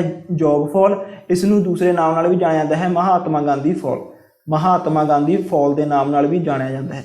ਤੇ ਇਹ ਕਿਸ ਜਗ੍ਹਾ ਪ੍ਰੈਜ਼ੈਂਟ ਹੈ? ਇਹ ਕਰਨਾਟਕਾ ਦੇ ਵਿੱਚ ਪ੍ਰੈਜ਼ੈਂਟ ਹੈ। ਤੇ ਕਰਨਾਟਕਾ ਦੇ ਵਿੱਚ ਸ਼ੇਰਾਵਤੀ ਰਿਵਰ ਦੇ ਉੱਤੇ ਪ੍ਰੈਜ਼ੈਂਟ ਹੈ, ਠੀਕ ਹੈ। ਸ਼ੇਰਾਵਤੀ ਰਿਵਰ ਹੈ ਜਿਸ ਤੋਂ ਜੋ ਜੋਗ ਫਾਲ ਨਿਕਲਦਾ ਹੈ, ਠੀਕ ਹੈ ਜੀ। ਇਹ ਆਪਾਂ ਨੇ ਯਾਦ ਰੱਖਣਾ ਹੈ। ਇੰਡੀਆ ਦਾ ਸਭ ਤੋਂ ਹਾਈਐਸਟ ਵਾਟਰਫਾਲ ਹੈ ਇਹ, ਤੇ ਇਹ ਕਰਨਾਟਕਾ ਦੇ ਵਿੱਚ ਪ੍ਰੈਜ਼ੈਂਟ ਹੈ। ਨੈਕਸਟ ਆਉਂਦਾ ਹੈ ਕਿ ਇੰਡੀਆ ਦੀਆਂ ਜੋ ਨੇਬਰ ਕੰਟਰੀਜ਼ ਨੇ ਉਸ ਦੇ ਨਾਲ ਕਿਵੇਂ ਮੋਸਟਲੀ 2 ਕੰਟਰੀਜ਼ ਨੇਗੀਆਂ, ਪਾਕਿਸਤਾਨ ਐਂਡ ਚਾਈਨਾ। ਇਹਨਾਂ ਦੋਨਾਂ ਦੇ ਨਾਲ, ਠੀਕ ਹੈ, ਜੋ ਬਾਰਡਰ ਨੇ ਉਹਨਾਂ ਨੂੰ ਇੱਕ ਲਾਈਨ ਦੇ ਨਾਲ ਸੈਪਰੇਟ ਕੀਤਾ ਗਿਆ ਹੈ, ਠੀਕ ਹੈ ਜੀ। ਤਾਂ ਇੰਡੀਆ ਤੇ ਪਾਕਿਸਤਾਨ ਨੂੰ ਜੋ ਸੈਪਰੇਟ ਕਰਨ ਵਾਲੀ ਲਾਈਨ ਹੈ ਉਸ ਦਾ ਨਾਮ ਕੀ ਹੈ? ਉਸ ਦਾ ਨਾਮ ਹੈ ਰੈੱਡ ਕਲਿਫ ਲਾਈਨ, ਠੀਕ ਹੈ। ਰੈੱਡ ਕਲਿਫ ਲਾਈਨ ਕਿਹਾ ਜਾਂਦਾ ਹੈ। ਤੇ ਇਹ ਕਿਸ ਨੇ ਬਣਾਈ ਸੀ? ਇਹ ਸਰ ਸਾਇਰਲ ਰੈਡਕਲਿਫ ਨੇ ਬਣਾਈ ਸੀਗੀ। ਸਰ ਸਾਇਰਲ ਰੈਡਕਲਿਫ ਨੇ ਇਸ ਨੂੰ ਬਣਾਇਆ ਸੀਗਾ, ਠੀਕ ਹੈ। ਇਹ ਤੁਸੀਂ ਯਾਦ ਰੱਖਣਾ ਹੈ। ਤੇ ਮੇਨ ਕੁਐਸਚਨ ਕੀ ਆਉਂਦਾ ਹੈ ਕਿ ਇੰਡੀਆ ਤੇ ਪਾਕਿਸਤਾਨ ਨੂੰ ਸੈਪਰੇਟ ਕਰਨ ਵਾਲੀ ਲਾਈਨ ਦਾ ਕੀ ਨਾਮ ਹੈ? ਇਸ ਦਾ ਨਾਮ ਹੈ ਰੈੱਡ ਕਲਿਫ ਲਾਈਨ। ਦੂਸਰਾ ਆਉਂਦਾ ਹੈ ਕਿ ਇੰਡੀਆ ਤੇ ਚਾਈਨਾ ਨੂੰ ਇੱਕ ਦੂਜੇ ਤੋਂ ਸੈਪਰੇਟ ਕਰਨ ਵਾਲੀ ਲਾਈਨ ਦਾ ਕੀ ਨਾਮ ਹੈ? ਇਸ ਦਾ ਨਾਮ ਹੈ ਮੈਕਮੋਹਨ ਲਾਈਨ।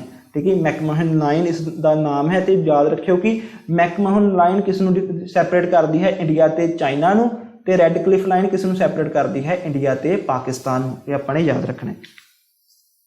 नैक्सट आता है कि वर्ल्ड के जो सब तो ज़्यादा रेनफॉल है, सब तो ज़्यादा मीह किस जगह पर एक्सपीरियंस किया जाता है, किस जगह पर मन्निया जाता है कि सब तो ज़्यादा पैंदा है?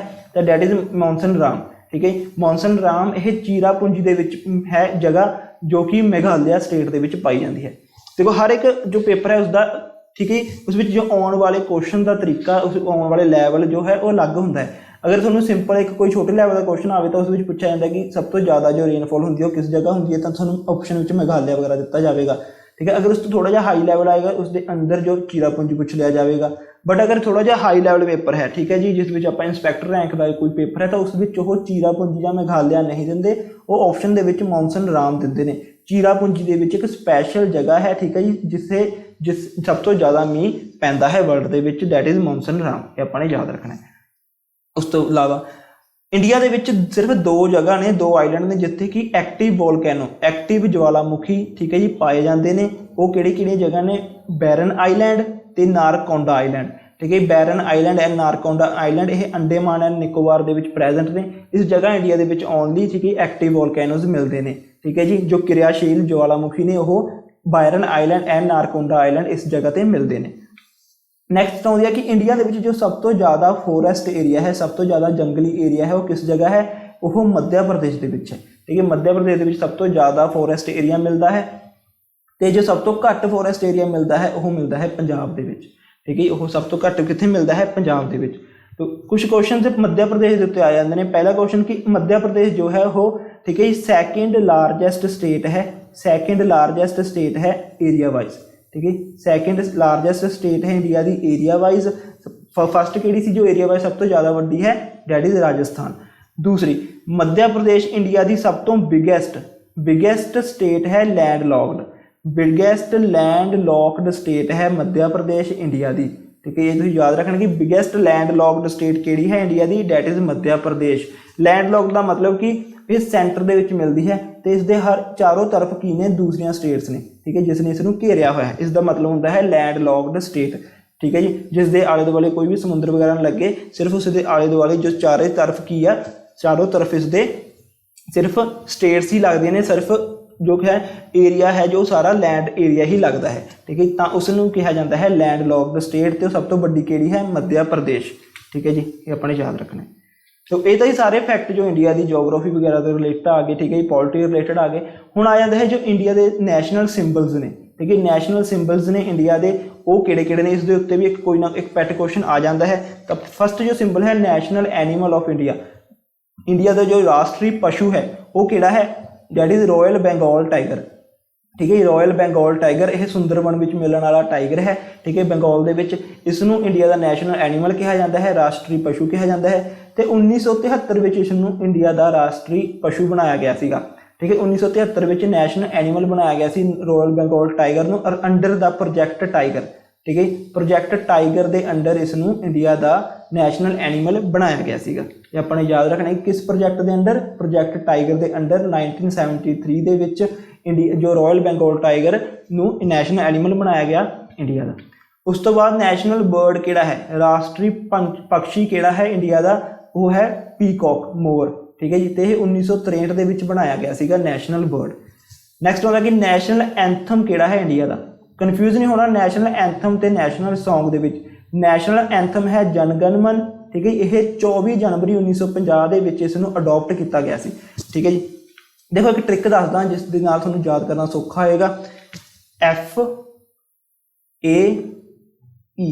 ठीक है, F का मतलब नैशनल फ्लैग, A का मतलब नैशनल एंथम, E का मतलब नैशनल एंबलम, A के पैर में तुसीं SP पा सकते हो, मतलब नैशनल सॉन्ग।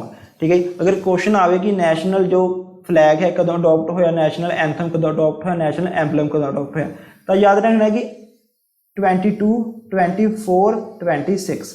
ठीक है, 22, 24, 26 ठीक है। 22 जुलाई 1947 ਨੂੰ 22 जुलाई 1947 ਨੂੰ ਨੈਸ਼ਨਲ ਫਲੈਗ ਨੂੰ ਅਡਾਪਟ ਕੀਤਾ ਗਿਆ ਸੀ।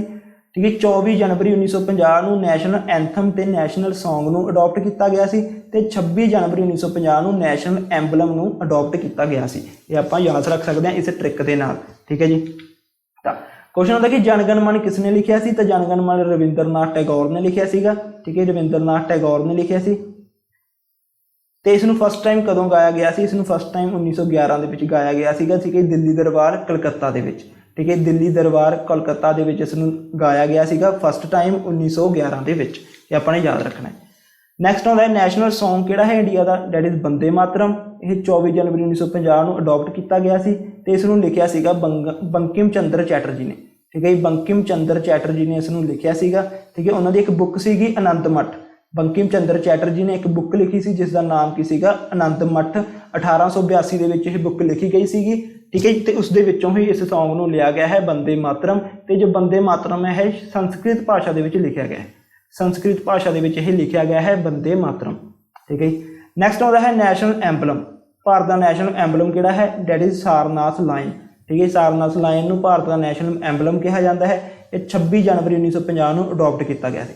ਦੇਖੋ ਇੱਕ ਹਾਈ ਲੈਵਲ ਦੇ ਪੇਪਰ ਵਿੱਚ ਕੁਐਸਚਨ ਆ ਜਾਂਦਾ ਕਿ ਜੋ ਸਾਰਨਾਥ ਲਾਇਨ ਹੈ, ਠੀਕ ਹੈ, ਇਹ ਕਿਸ ਤੋਂ ਲਏ ਗਏ ਨੇ? ਸਾਰਨਾਥ ਪਿੱਲਰ ਤੋਂ। ਸਾਰਨਾਥ ਪਿੱਲਰ ਤੋਂ ਇਹ ਲਏ ਗਏ ਨੇ। ਤਾਂ ਕੁਐਸਚਨ ਹੁੰਦਾ ਕਿ ਜੋ ਸਾਰਨਾਥ ਪਿੱਲਰ ਹੈ ਉਹ ਕਿਸਨੇ ਬਣਵਾਇਆ ਸੀ? ਉਹ ਬਣਵਾਇਆ ਸੀ ਅਸ਼ੋਕ ਨੇ।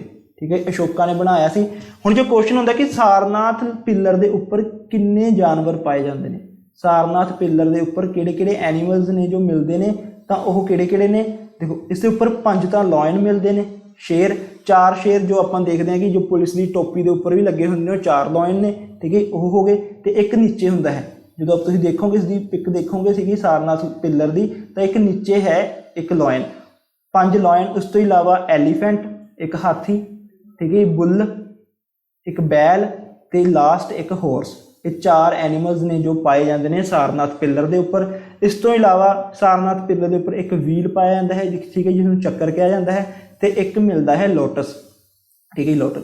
ਦੇਖੋ ਇਹ ਜੋ ਸਾਰੇ ਸਿੰਬਲਸ ਨੇ, ਇਸ ਦਾ ਹਰ ਇੱਕ ਸਿੰਬਲ ਦਾ ਅਲੱਗ ਤੋਂ ਇੱਕ ਮੀਨਿੰਗ ਹੈ। ਇਹ ਬੁੱਧ ਦੇ ਜੋ ਅਲੱਗ-ਅਲੱਗ ਲਾਈਫ ਟਾਈਮ ਦੇ ਵਿੱਚ ਲਾਈਫ ਪੀਰੀਅਡ ਸੀਗੇ, ਉਸ ਦੇ ਹਰ ਇੱਕ ਲਾਈਫ ਪੀਰੀਅਡ ਨੂੰ ਮਹਾਤਮਾ ਬੁੱਧ ਦੇ ਉਸ ਨੂੰ ਰਿਪਰੈਜ਼ੈਂਟ ਕਰਦੇ ਨੇ। ਠੀਕ ਹੈ ਜੀ, ਇਹ ਇਸ ਲਈ ਇਹ ਸਾਰਨਾਥ ਪਿੱਲਰ ਦੇ ਵਿੱਚ ਇਹ ਐਡ ਕੀਤੇ ਗਏ ਨੇ। ਤੁਸੀਂ ਯਾਦ ਰੱਖਣਾ ਹੈ ਕਿ ਕਿਹੜੇ ਕਿਹੜੇ ਐਨੀਮਲਸ ਨੇ? Line, elephant, bull and horse ਤੇ ਵੀਲ ਤੇ ਲੋਟਸ। ਇਹਨਾਂ ਤੋਂ ਇਲਾਵਾ ਇਸ ਵਿੱਚ ਜੋ ਸਿੰਬਲ ਨੇ ਐਡ ਕੀਤੇ ਗਏ ਨੇ ਸਾਰਨਾਥ ਪਿੱਲਰ ਦੇ ਵਿੱਚ। ਨੈਕਸਟ ਆਉਂਦਾ ਹੈ ਨੈਸ਼ਨਲ ਫਲੈਗ। ਜੋ ਨੈਸ਼ਨਲ ਫਲੈਗ ਹੈ ਆਪਣੇ ਇੰਡੀਆ ਦਾ ਉਹ ਕਿਹੜਾ ਹੈ? Try colour flag. 3 ਰੰਗ ਨੇ ਤੇ ਇਹ 22 ਜੁਲਾਈ 1947 ਨੂੰ ਅਡਾਪਟ ਕੀਤਾ ਗਿਆ ਸੀ। ਤੇ ਕੁਐਸਚਨ ਆਉਂਦਾ ਕਿ ਜੋ national flag the length and breath the ratio ਕਿੰਨੀ ਹੈ? ਤਾਂ ਉਹ ਰੇਸ਼ੋ ਹੈ 3:2। ਠੀਕ ਹੈ, 3:2 ਹੈ ਟਰਾਈ ਕਲਰ ਫਲੈਗ ਦੀ ਆਪਣੇ ਤਿਰੰਗੇ ਦੀ। ਠੀਕ ਹੈ, ਲੰਬਾਈ ਤੇ ਚੌੜਾਈ ਦੀ ਰੇਸ਼ੋ। ਇਹ ਤੁਸੀਂ ਯਾਦ ਰੱਖ ਸਕਦੇ ਹੋ। ਉਸ ਤੋਂ ਬਾਅਦ ਹੁੰਦਾ ਕਿ ਜੋ ਆਪਣਾ ਨੈਸ਼ਨਲ ਫਲੈਗ ਹੈ, ਆਪਣਾ ਤਿਰੰਗਾ ਹੈ, ਉਸ ਨੂੰ ਕਿਸ ਨੇ ਡਿਜ਼ਾਈਨ ਕੀਤਾ ਸੀ? ਤਾਂ ਇਟ ਵਾਜ਼ ਡਿਜ਼ਾਈਨਡ ਬਾਏ ਪਿੰਗਾਲੀ ਵੈਨਕਾਇਆ। ਠੀਕ ਹੈ, ਪਿੰਗਾਲੀ ਵੈਨਕਾਇਆ ਨੇ ਇਸ ਨੂੰ ਡਿਜ਼ਾਈਨ ਕੀਤਾ ਸੀਗਾ। ਇਹ ਤੁਸੀਂ ਰੱਖ ਸਕਦੇ ਹੋ ਕਿ ਨੈਸ਼ਨਲ ਫਲੈਗ ਦੇ ਡਿਜ਼ਾਈਨਰ ਕੌਣ ਸੀ? ਪਿੰਗਾਲੀ ਵੈਨਕਾਇਆ ਨੇ ਇਸ ਨੂੰ ਡਿਜ਼ਾਈਨ ਕੀਤਾ ਸੀ। ਉਸ ਤੋਂ ਬਾਅਦ ਆਉਂਦਾ ਹੈ ਕਿ ਭਾਰਤ ਦਾ ਨੈਸ਼ਨਲ ਕੈਲੰਡਰ ਕਿਹੜਾ ਹੈ? ਭਾਰਤ ਦਾ ਨੈਸ਼ਨਲ ਕੈਲੰਡਰ ਹੈ ਸਾਕਾਇਰਾ ਤੇ ਇਹ ਕਨਿਸ਼ਕ ਨੇ ਚਲਾਇਆ ਸੀਗਾ। ਠੀਕ ਹੈ, ਕੁਸ਼ਾਨ ਡਾਇਨੈਸਟੀ ਦਾ ਰਾਜਾ ਸੀਗਾ ਕਨਿਸ਼ਕ, ਜਿਸ ਨੇ 4th ਬੁੱਧਿਸਟ ਕਾਉਂਸਲ ਕਰਾਈ ਸੀਗੀ 78 AD ਦੇ ਵਿੱਚ। ਠੀਕ ਹੈ, 78 AD ਦੇ ਵਿੱਚ ਇਸ ਨੇ ਚਲਾਇਆ ਸੀ। ਤੇ 22 ਮਾਰਚ 1957 ਦੇ ਵਿੱਚ ਸਾਕਾਇਰਾ ਨੂੰ ਅਡਾਪਟ ਕੀਤਾ ਗਿਆ ਸੀ ਐਜ਼ ਏ ਨੈਸ਼ਨਲ ਕੈਲੰਡਰ। ਇਹ ਤੁਸੀਂ ਯਾਦ ਰੱਖ ਸਕਦੇ ਹੋ ਕਿ 22 ਮਾਰਚ 1957 ਨੂੰ ਸਾਕਾਇਰਾ ਨੂੰ ਨੈਸ਼ਨਲ ਕੈਲੰਡਰ ਦੀ ਤਰ੍ਹਾਂ ਅਡਾਪਟ ਕੀਤਾ ਗਿਆ ਸੀ। ਤੇ ਇਸ ਕੈਲੰਡਰ ਦਾ ਜੋ ਪਹਿਲਾ ਮਹੀਨਾ ਹੁੰਦਾ ਹੈ ਉਹ ਚੇਤ ਦਾ ਹੁੰਦਾ ਹੈ ਤੇ ਲਾਸਟ ਮਹੀਨਾ ਫੱਗਣ ਦਾ ਹੁੰਦਾ ਹੈ। ਇਹ ਤੁਸੀਂ ਯਾਦ ਰੱਖਣਾ ਹੈ। ਨੈਕਸਟ ਆਉਂਦਾ ਕਿ ਇੰਡੀਆ ਦੀ ਦੇਖੋ ਕੋਈ ਵੀ ਅਫੀਸ਼ੀਅਲ ਲੈਂਗੁਏਜ ਜੋ ਨੈਸ਼ਨਲ ਲੈਂਗੁਏਜ ਨਹੀਂ ਹੈ। ਠੀਕ ਹੈ, ਇੰਡੀਆ ਦੀ ਕੋਈ ਵੀ ਰਾਸ਼ਟਰੀ ਭਾਸ਼ਾ ਨਹੀਂ ਹੈ, ਕਿਉਂਕਿ ਇੰਡੀਆ ਦੇ ਵਿੱਚ ਹਰ ਇੱਕ ਭਾਸ਼ਾ ਦੇ, ਠੀਕ ਹੈ, ਅਲੱਗ-ਅਲੱਗ ਭਾਸ਼ਾਵਾਂ ਬੋਲੀਆਂ ਜਾਂਦੀਆਂ ਨੇ। ਤਾਂ ਇਸ ਕਰਕੇ ਇੰਡੀਆ ਦੀ ਕੋਈ ਵੀ ਨੈਸ਼ਨਲ ਲੈਂਗੁਏਜ ਨਹੀਂ ਲਿਖੀ ਗਈ। ਤਾਂ ਤੁਸੀਂ ਕਈ ਵਾਰ ਤੁਹਾਨੂੰ ਕਿਤੇ ਮਿਲ ਸਕਦਾ ਕਿ ਹਿੰਦੀ ਵਗੈਰਾ ਕਹਿੰਦੇ ਹੋਣਗੇ, but Hindi India the national language ਨਹੀਂ ਹੈ। ਠੀਕ ਹੈ, ਤੁਸੀਂ ਯਾਦ ਰੱਖਣਾ ਹੈ। ਇਹ ਸਿਰਫ ਹਿੰਦੀ ਜੋ ਹੈ ਅਫੀਸ਼ੀਅਲ ਲੈਂਗੁਏਜ ਹੈ ਇੰਡੀਆ ਦੀ। ਠੀਕ ਹੈ, ਬਟ ਨੈਸ਼ਨਲ ਲੈਂਗੁਏਜ ਨਹੀਂ ਹੈ ਕੋਈ। ਉਸ ਤੋਂ ਬਾਅਦ ਜੋ ਨੈਸ਼ਨਲ ਟਰੀ ਹੈ ਉਹ ਕਿਹੜਾ ਹੈ ਇੰਡੀਆ ਦਾ? ਬਨਿਆਨ ਟਰੀ, ਜਿਸ ਨੂੰ ਬਰਗਦ ਦਾ ਦਰਖਤ ਕਹਿੰਦੇ ਆ। ਨੈਸ਼ਨਲ ਸਪੋਰਟ ਇੰਡੀਆ ਦੀ ਹੈ ਫੀਲਡ ਹਾਕੀ। ਇੰਡੀਆ ਦੇ ਨਾਲ ਜੋ ਫੀਲਡ ਹਾਕੀ ਹੈ ਪਾਕਿਸਤਾਨ ਦੀ ਵੀ ਨੈਸ਼ਨਲ ਸਪੋਰਟ ਹੈ। ਇਹ ਵੀ ਤੁਸੀਂ ਯਾਦ ਰੱਖ ਸਕਦੇ ਹੋ। ਠੀਕ ਹੈ, ਰਾਸ਼ਟਰੀ ਖੇਲ ਹੈ ਪਾਕਿਸਤਾਨ ਦਾ ਵੀ ਫੀਲਡ ਹਾਕੀ ਤੇ ਇੰਡੀਆ ਦਾ ਵੀ। ਆਪਾਂ ਪਿੱਛੇ ਪੜ੍ਹ ਚੁੱਕੇ ਹਾਂ ਜੋ ਨੈਸ਼ਨਲ ਰੀਵਰ ਹੈ ਉਹ ਗੰਗਾ ਹੈ ਤੇ ਗੰਗਾ ਦੀ ਲੰਬਾਈ 2525 ਕਿਲੋਮੀਟਰ ਹੈ ਤੇ 2008 ਦੇ ਵਿੱਚ ਇਸ ਨੂੰ ਅਡਾਪਟ ਕੀਤਾ ਗਿਆ ਸੀਗਾ ਐਜ਼ ਏ ਨੈਸ਼ਨਲ ਰੀਵਰ। ठीक है।